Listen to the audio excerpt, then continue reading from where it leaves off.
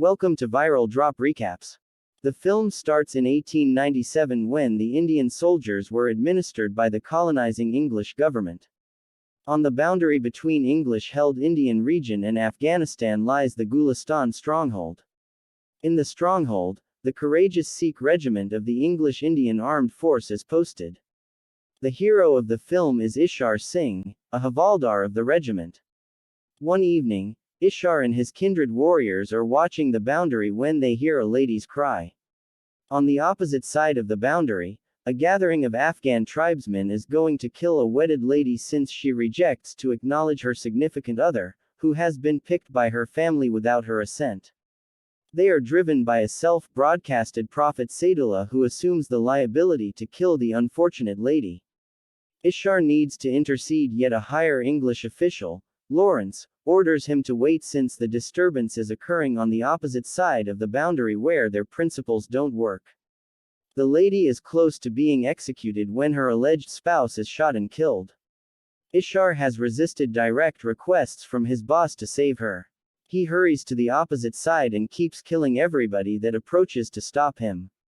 The Afghan lady is approached to take off. Furthermore, anybody who attempts to stop her is killed. At last, the men figure out how to get Ishar. What's more, attempt to remove his turban to affront him. His kindred Sikhs take cues from him also, assault the adversaries with regards to the pride they hold in their turban. Eventually, the Afghans are crushed and Saidullah is pursued away, yet Lieutenant Lawrence is irritated by the boldness of the Indian soldiers. He is incredibly bigoted to any individual who isn't English. Furthermore, thinks all Indians are weaklings. He composes serious areas of strength for illuminating his superior of Ishar's rebellion.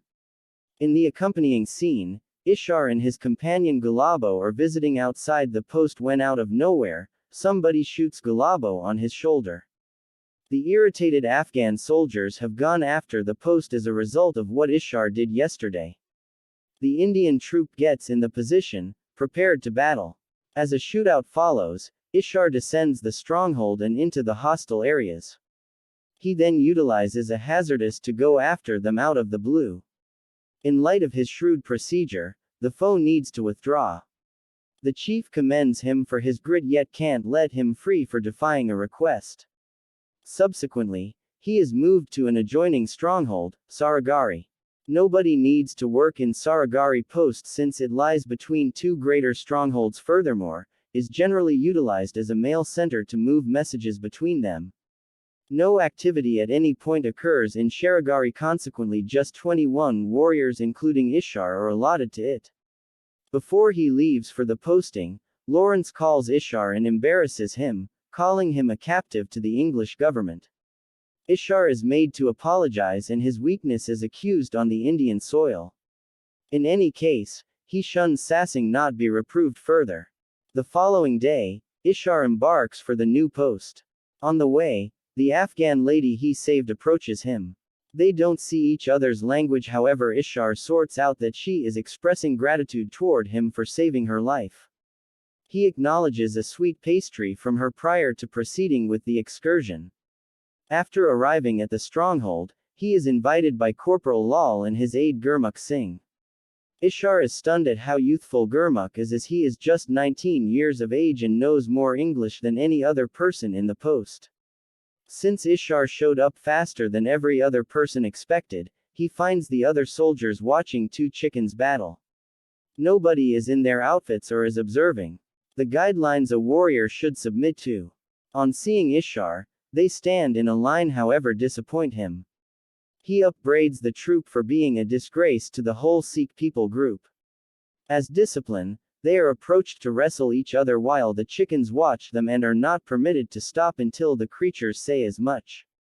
One of the troopers asks how a chicken will talk and is made to go around the post for posing an inept inquiry.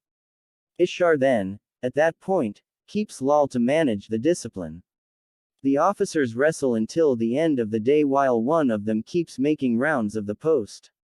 Hours after the fact, Ishar finds them messed around and singing.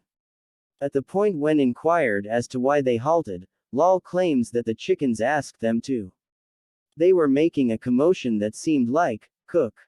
Subsequently, The troop thought they were English chickens who needed to be cooked and did what the creature said. Ishar holds his snicker and rebuffs Lal for not performing his responsibility appropriately. He is approached to starve for the following week. His kindred officers stand firm and guarantee that they will likewise be rebuffed close by Lal since he is their confidant. Ishar permits it and keeps tormenting the bunch for the following 2 days. During this time, we figure out that every one of the 20 of the fighters have family back home who they are wanting to see soon. One man's dad has worn similar shoes his entire life, so he is preparing a couple of shoes to give him as a gift. Another man is a father himself whose spouse just sent him a letter with the imprints of his month-old little girl. Likewise, there are individuals who have been mistreated on account of their social class, what's more, the ones who miss their moms profoundly. Following 2 entire long periods of not eating anything, the warriors begin to gripe. Ishar feels terrible for themselves and permits him to end the discipline early. In any case, a trooper named Chanda fights back, saying that they needn't bother with feel sorry for from Ishar. He could do without Ishar and thinks he is a worker to the English. The cook named Dodd uncovers that Ishar likewise hasn't eaten for the beyond 2 days and asks the officers to conclude what they believe should do appropriately. At the point when they ask Ishar for what good reason he rebuffed himself for their misstep, he answers that he wouldn't think for even a moment eat when his friends are starving.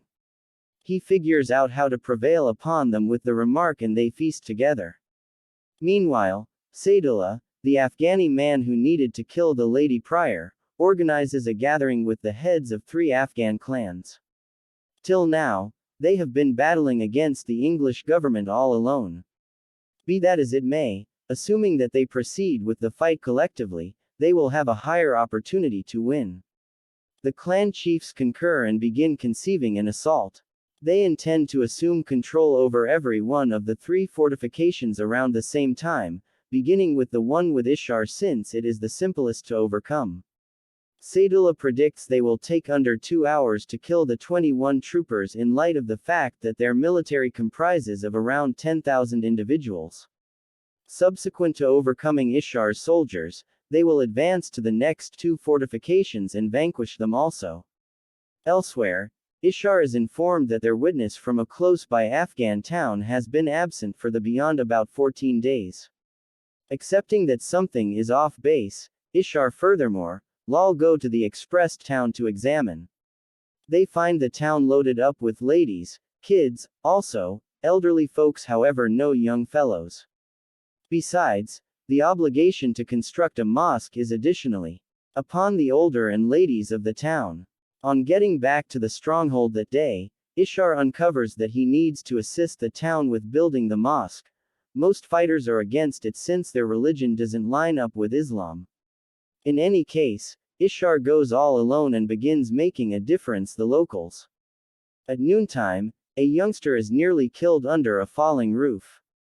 Ishar saves him and is in turn saved by his friends who have come to help. Toward the finish of a couple of days, they complete the mosque. Furthermore, an elderly person takes care of them 1 almond each. One of the troopers keeps the almond as something important in light of the fact that it helps him to remember his mom.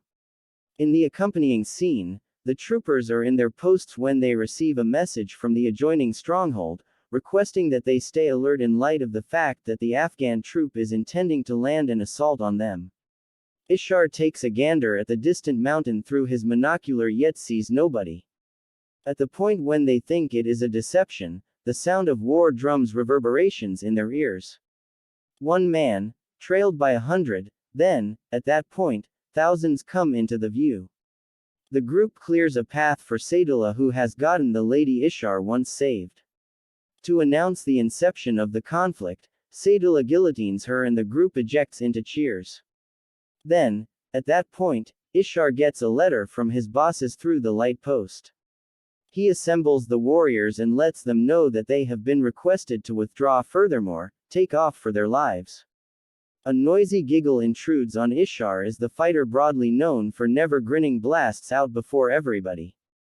He and the other fighters think it is amusing that the English accept the Sikhs will take off like weaklings. Ishar figures out their opinion, however requests that they really think about it since their passing is affirmed in the event that they decide to battle.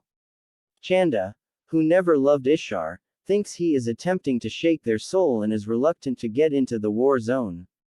As an answer, Ishar goes into a room and comes out wearing a saffron turban, representing mental fortitude. He plays the conflict drum and kills the principal foe to begin the fight.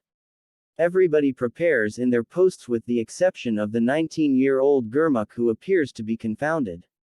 He asks Ishar for what valid reason he misled the troop, saying that the bosses believed them should take off when the genuine orders were to battle.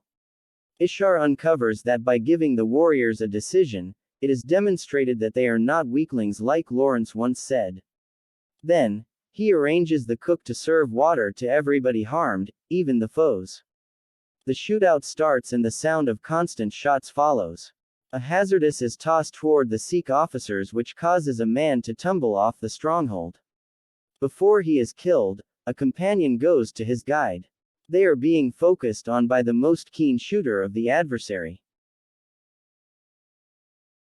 To watch the full movie, visit IDMB website and subscribe to my channel to watch more recaps.